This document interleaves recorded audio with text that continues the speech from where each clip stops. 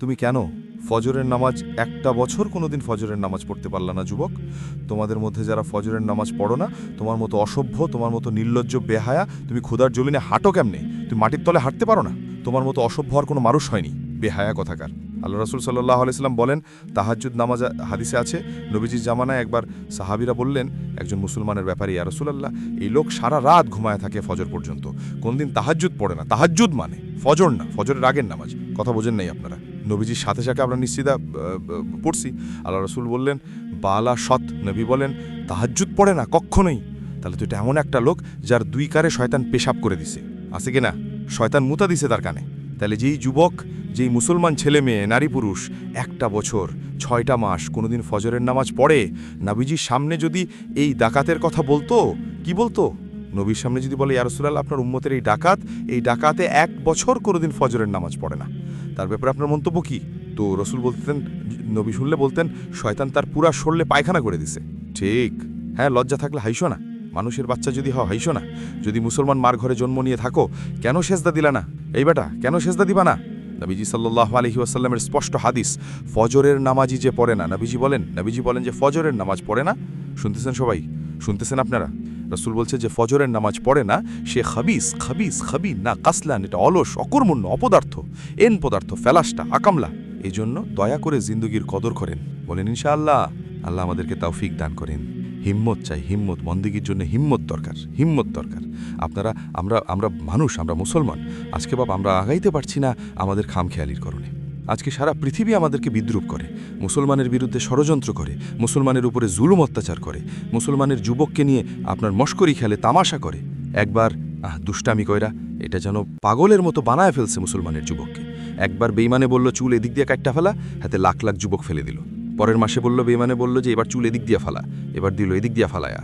পরের মাসে বলল চুল চারিদিক থেকে কাইটা একদম সমান কইরা মাঝখান দিয়ে একটা বাখির বাসার মতো চুল রাখ। যুবক এটাও বাখলাক করলো।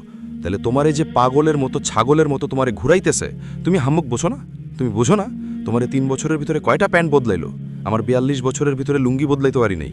অসুবিধা কি? তোমারে কইয়া তোমার প্যান্ট বদলাইলো, একবার চিপা, একবার ঢোলা, একবার মারুপ প্যান্ট, একবার ফুল হাত প্যান্ট, একবার মাঝখান দিয়া ছিঁড়া, একবার পিছন দিয়া তুমি টাইনা এটারে উঠাও, এটারে একবারে রাবার দিয়ে একবারে এই গলার লগে লাগাইতে পারো না। বাচ্চাদের এটারে কি প্যান্ট কয়, একটা প্যান্ট হাফ প্যান্ট আছে না, এটার গলা সহ লাগাইল আছে।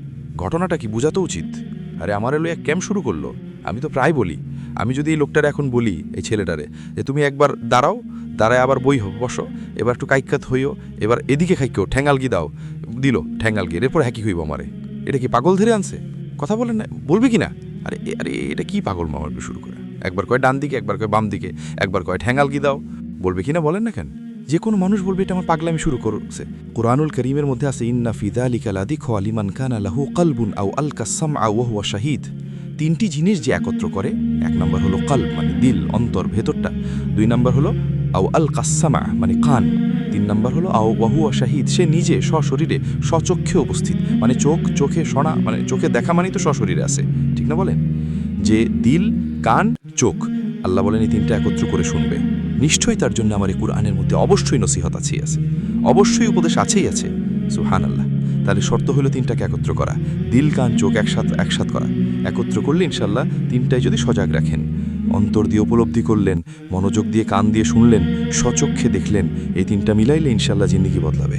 আল্লাহর কোরআন থেকে পরিবর্তন আসবে, জীবনটা গঠন করার মানসিকতা আসবে। এজন্য দয়া করে প্রত্যেকেই মনোযোগী হন। কোরআনুল কারীমের মধ্যে বহুভাবে আল্লাহ তাআলা বলছেন, বান্দা গাফেল হও না। আমাদের প্রিয় নবী সাল্লাল্লাহু আলাইহি ওয়াসাল্লাম, যার 1টি মিনিটও বেহুদা নষ্ট হয় নাই, দিবানিশি 24 ঘন্টা যেন কোনো না কোনো ফিকিরে থাকতেন, কোনো না কোনো টেনশনে, চিন্তায় থাকতেন।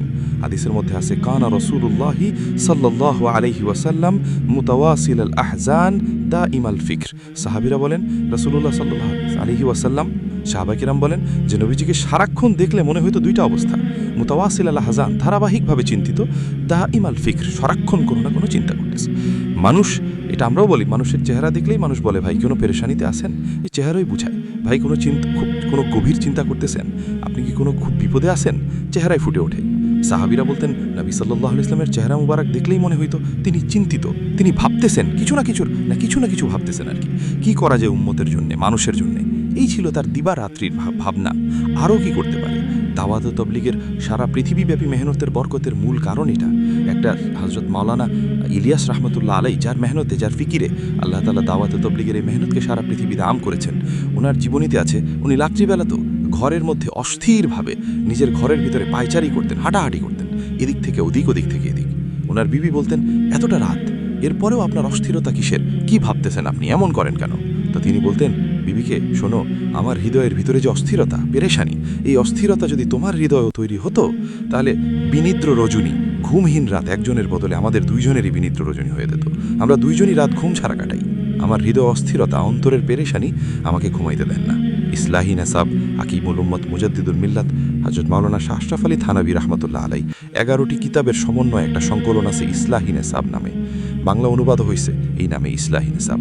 ওটা শুরুতে আছে হাকিমুল উম্মত থানভী রহমতুল্লাহ আলাই বলতেন, উম্মতের কথা যখন, মানুষের কথা আমার যখন মনে হয়, তো অস্থিরতা আমার ভুখ ক্ষুধা চলে যায় আর রাতের ঘুম হারাম হয়ে যায়। ভুখ উড় जाती हर, नींद खत्म हो जाती हर, करवटें बदलते बदलते রাত খতম হয়ে जाता है। এবং বিছানায় পাশে পাশ করতে করতে অস্থিরভাবে রাত শেষ হয়ে যায়। হায়, কি হবে উম্মতের? এজন্য বললাম ভাই, ফিকির চাই। তো রাসূলুল্লাহ সাল্লাল্লাহু আলাইহি ওয়াসাল্লাম এতটা ফিকিরমান থাকার পরেও আল্লাহ তাআলা সেই নবীকে পর্যন্ত বলতেছেন, বন্ধু আমার, নবী আমার, গাফেল হইও না, গাফেলদের অন্তর্ভুক্ত হইও না, গাফেলদের অন্তর্ভুক্ত হইও না। অথচ উনি গাফেল হইছে কখন? কথা বলেন না, নবীজি গাফেল ছিলেন? আল্লাহর থেকে গাফেল ছিলেন? তা দিন প্রচার থেকে গাফেল ছিলেন? ইবাদত বন্দিগি থেকে গাফেল ছিলেন? আম্মাজান আয়েশা রাদিয়াল্লাহু তাআলা আনহা বলেন, কানা রাসূলুল্লাহ সাল্লাল্লাহু আলাইহি ওয়াসাল্লাম ইয়াযকুরুল্লাহ আলা কুল্লি আহইয়ানিহি। নবী সাল্লাল্লাহু আলাইহি ওয়াসাল্লাম আল্লাহ তাআলার জিকির স্মরণ করতেন সারাক্ষণ, কুল্লি আহইয়ানিহি, সারাক্ষণ আল্লাহ তাআলার জিকিরে স্মরণে থাকতেন। অথচ এরপরেও আল্লাহ তাআলা ওনাকে বলেন, লা তাকুম মিনাল গাফিলিন, আপনি গাফিলদের অন্তর্ভুক্ত হইও না। আল্লাহ কোরআনে বলেন, সারাদিন বন্ধু আপনি মানুষকে দাওয়াত ও তাবলীগ, ইমানের দাওয়াত, জিহাদ, মসজিদে ইমামতি, সাহাবীদেরকে দিন শিখানো, উম্মতের আত্মশুদ্ধি, তাজকিয়া, এরকম বহু লাইনের মেহনত করার পরেও রাত্রিবেলা যখন একাকী হবেন, অবসর হবেন, আল্লাহ বলে, না বন্ধু সাহাব, রাত্রিবেলা আবার মেহনত করেন, আবার পরিশ্রম করেন। এবার যেন নবী জিজ্ঞেস করলো, কি মেহনত করব? তো আল্লাহ তাআলা বলেন, ইয়া ইউহাল মুজাম্মিল কুমিল লাইলা ইল্লা কালিলা, কিছুটা অংশ বাদ দিয়ে বন্ধু আপনি রাত্রিবেলা জেগে থাকেন, জিকির করেন, তাহাজ্জুদ পড়েন, কিলাবাত করেন, দোয়া করেন, কান্নাকাটি করেন। সারাদিন লোকের মাঝে আপনি ছিলেন, আপনাকে বন্ধু মানুষের সাথে আমি দেখছি, তখনও ভালো লাগছে, আর এখন রাত গভীরে আপনাকে আমার একা দেখতে মন চায়, শুধু আমি দেখবো আপনাকে, আপনি ভাববেন আমাকে, मैं यहाँ से उंगा वहाँ से इशारा होगा, এখান থেকে তিনি আমি, সেখান থেকে তিনি, দুই দিক থেকে ইশারা হয়। রাত গভীরে রাত তাহাজ্জুদের ওয়াক্তে বান্দা বলে, আল্লাহ আমি আপনাকে ভালোবাসি। রাব্বুল আলামিন বলেন, বান্দা আমিও তোকে ভালোবাসি, আমিও রাজি, তুমিও। এই জন্য রাসূলুল্লাহ সাল্লাল্লাহু আলাইহি ওয়াসাল্লামকে আল্লাহ তাআলা সারাক্ষণ ব্যস্ততার ভিতরেই রাখছেন। ব্যস্ততার ভিতর নিজের থেকেই ব্যস্ত ছিলেন, তবু আরও ব্যস্ততার ভিতরে আল্লাহ উৎসাহিত। ইন্নালাকা ফিন্নাহারি সাবহান তাওলীলা, আল্লাহ বলে, আমি দেখতেছি বন্ধু সারাটা দিন আপনার লম্বা পরিশ্রম, সাবহান তাবিলা, সারাদিন আপনি খুব পরিশ্রম করেন, কত কত কাজ করেন মানুষের জন্য, কভি ইধার কভি উধার, কখনো এইদিকে কখনো সেদিকে, কাজামি পার কভি আরশ পার কভি দারবাদার, কখনো নিচে কখনো উপরে, কখনো দুয়ারে দুয়ারে আপনি কালেমার ফেরি করেন, ইমানের ফেরি করেন, আপনি আখিরাতের ফেরি করেন, কালেমার দাওয়াত দেন। তবুও আপনাকে বলতেছি, এত ব্যস্ততার ভিতর দিয়েও ওয়াদকুর আসমা রাব্বিকা, আপনি আপনার রবের জিকির, আল্লাহর নামের তাসবিহ, এটা চালু রাখেন। অবসর দিছে কখন? মোবাইল টাপতে দিছে কখন? কথা বলেন না কেন? 1 থেকে 1.5 ঘন্টা লাগারা বুট বড়ি খাইতে দিছে কখন? বলেন।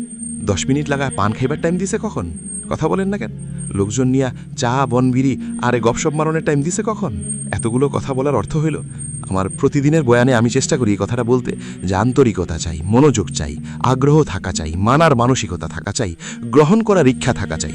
খোদার কসম বলিলে বদলাবে না।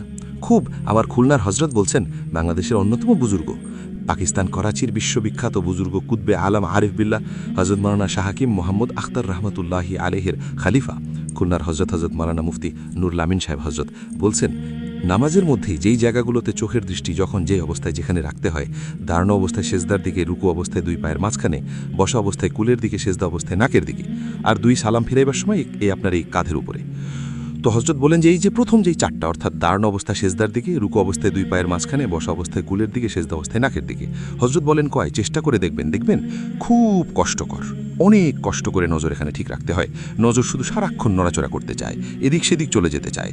এই জন্য বন্দিগি কষ্ট করেই অভ্যস্ত হতে হয়। একদিন যখন অভ্যস্ত হয়ে যায়, তো আল্লাহ তাআলার মহব্বত আর মারেফাতের মজার স্বাদ পাইতে থাকে। সুবহানাল্লাহ, স্বাদ পায়। এই জন্যে এখন আপনাকে কষ্ট করতেই হবে, আপনি নফসরে বুঝাইতে হবে, কিচ্ছু হয়েছে না, যা ইচ্ছা তা হোক, আমি আল্লাহর কথা শুনতেছি। হজরত আবদুল্লাহ ইবনে জুদায়ের রাদিয়াল্লাহু তাআলা আনহুমা হেকায়েতে সাহাবার মধ্যে শাইখুল হাদিস হজরত মাওলানা জাকারিয়া রহমতুল্লাহর কিতাবে আছে, হজরত আবদুল্লাহ ইবনে জুবায়ের রাদিয়াল্লাহু তাআলা আনহুমা উনি একদিন ঘরের মধ্যে রাত্রিকালীন তাহাজ্জুদের লম্বা নামাজ পড়তেছিলেন। ওনার ঘরের পাশের চৌকিতে ওনার ছেলে ইয়াহিয়া, ছেলে শোয়া, ছোট ছেলে। এই অবস্থায় ঘরের চাল থেকে ছোট সাপ ঘরের চাল থেকে পড়ছে। বিবি বাচ্চারা অন্যরা ওই হুল্লোর চিল্লাচিল্লি চেঁচামেচি করছে, এই সাপ মারছে, চিৎকার চেঁচামেচি করছে। উনি ওনার নামাজই পড়তেছেন। সালাম ফিরাইবার পরে ওনার বিবি ওনারে বললেন, নফল নামাজ ছাইড়া দিলে হইতো না? বুঝলেন না কথা, নফল নামাজ এটা ছাইড়া দিলে তো তিনি বললেন, কেন ছাইড়া দিতে, মানে কি কারণে, কি হয়েছে?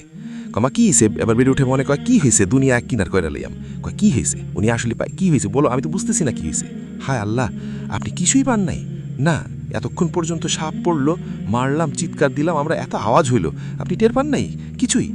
তিনি বলছেন বিবিকে, হায় বিবি, যদি টেরই পাইতাম তাহলে কি সেটা আমার নামাজ হতো? তাহলে কি সেটা আমার নামাজ হতো? এই জন্য প্রিয় বন্ধু আমার, বাপ আমার, ভাই আমার, মুরব্বী সব বলি আর জোয়ান বলি আর সবার কাছে